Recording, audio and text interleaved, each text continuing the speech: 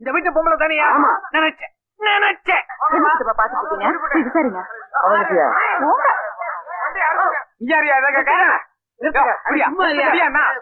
தப்பு எது? இந்த மாதிரி நடுத்தரவுல வண்டி நிக்க வச்சுட்டு ஒரு பொம்பளை ஆம்பளை போட்டு அடிக்கிற சட்டப்படி தப்புங்கிற.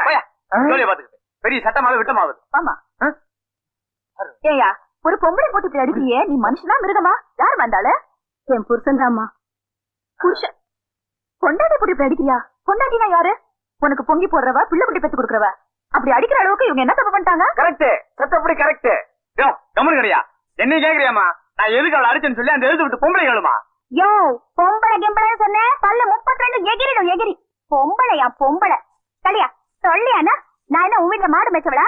10 பாத்திரம் தேய்ச்சவளா? இல்ல 5 10க்கு கையெந்திரவளா? என் புருஷ வாட்ட சாட்டமா இருக்காருன்னு நினைச்சு இவன் வளைச்சு போட பார்த்தா நான் விட்டுருவேனா?